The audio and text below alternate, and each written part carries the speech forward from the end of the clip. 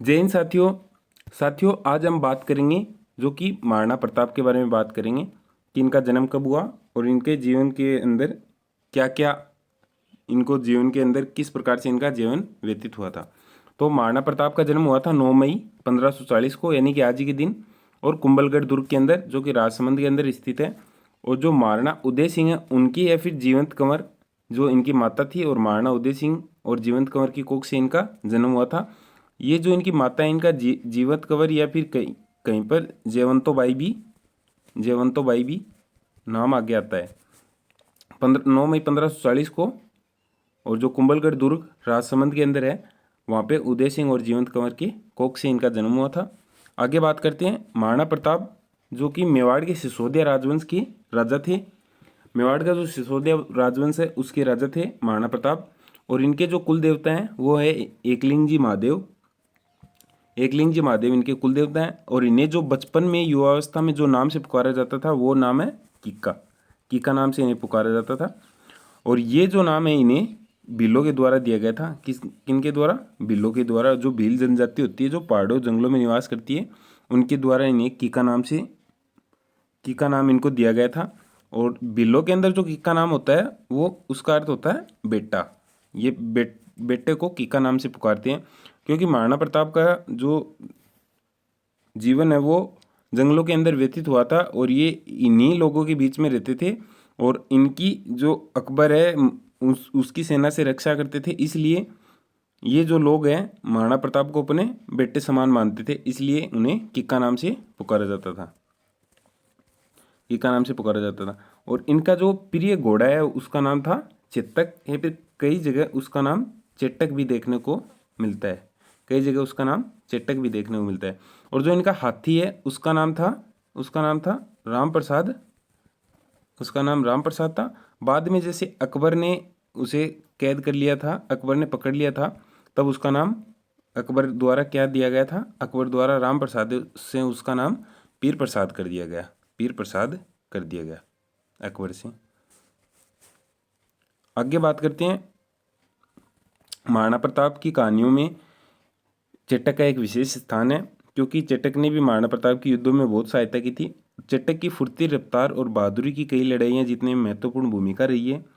एक पहाड़ी पर महाराणा प्रताप का दर्शनीय स्थल बना हुआ है। अन्य भी जो दर्शनीय स्थल हैं वो है महाराणा प्रताप के, जैसे रक्त तलाई, शाही बाग, प्रताप गुफा, घोड़े चेतक की समाधि एवं ऊंची पहाड़ी पर महाराणा प्रताप के दर्शनीय स्थल हैं।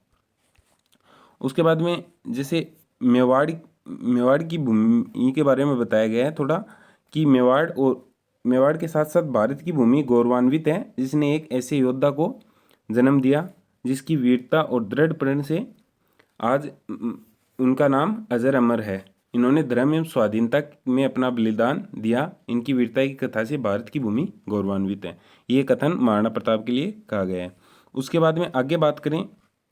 महाराणा प्रताप और मुगल बादशाह के बीच जो 18 जून 1576 में लड़ा गया हल्दी घाटी का युद्ध काफ़ी चर्चित है।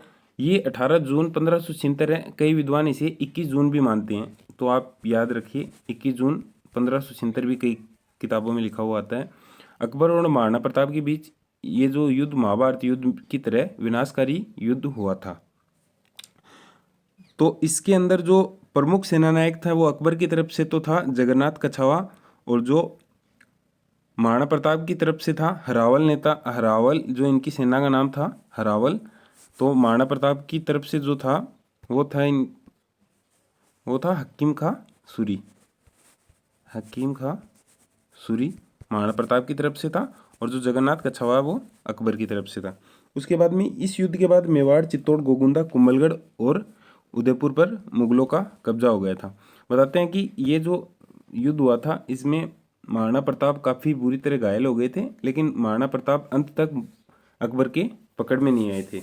मतलब अकबर की ना तो अधीनता स्वीकार की थी, ना अकबर इन्हें पकड़ पाया था। उसके बाद में जो महाराणा प्रताप हैं उनका 1597 के अंदर महाराणा प्रताप का देहांत हो गया था। कहाँ पे? चावंड के अंदर महाराणा प्रताप का देहांत हो गया था। और बाद में इनका जो दाह संस्कार किया गया था वो किया गया था बारडोली में, बारडोली में यहीं पे इनकी छतरी है, बारडोली के अंदर ही इनकी छतरी है महाराणा प्रताप की। और जो महाराणा प्रताप के जो राज्याभिषेक की बात करें, राज्याभिषेक महाराणा प्रताप का हुआ था 1572 के अंदर, जो कि कहाँ पे हुआ था, गोगुंदा के अंदर। गोगुंदा के अंदर महाराणा प्रताप का राज्याभिषेक हुआ था। और जो मेवाड़ के इतिहास के जो राणा आते हैं अगले, राणा अमर सिंह, राणा अमर सिंह वो महाराणा प्रताप के, राणा अमर सिंह महाराणा प्रताप के पुत्र हैं। आगे जैसे इनकी बात करें कि ये 30 वर्षों के संघर्ष और युद्ध के बाद अकबर महाराणा प्रताप को न तो बंदी बना सका और न ही अपने अधीन कर सका, क्योंकि अकबर जो दिल्ली पर राज करता था वो गुजरात से यानी कि अरब देशों से या फिर कहीं से भी जो माल मंगाने के लिए उनसे यहाँ पे राजस्थान के अंदर जो मेवाड़ पड़ता था उस मेवाड़ से होकर गुजरना पड़ता था। इसलिए वो महाराणा प्रताप को अपने अंदर या फिर अपने अधीन करना चाहता था, लेकिन महाराणा प्रताप ने अकबर की अधीनता स्वीकार नहीं की थी। और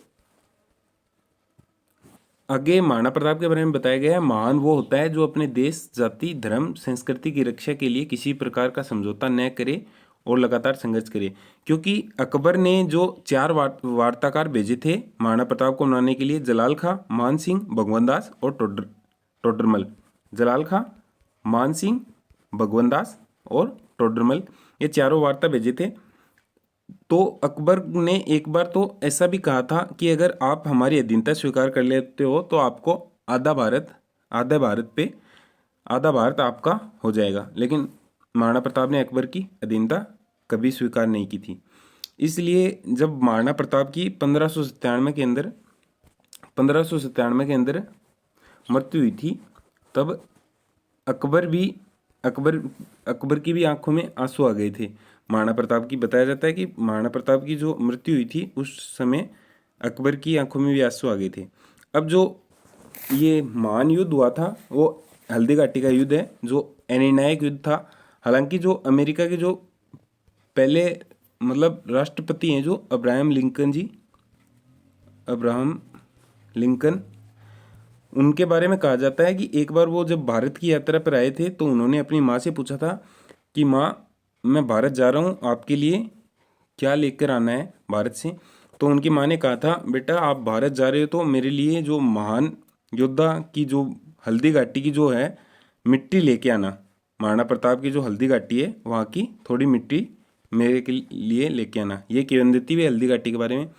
और हल्दी घाटी का जो युद्ध है निर्णायक युद्ध माना जाता है, क्योंकि उस समय हल्दी घाटी के युद्ध में महाराणा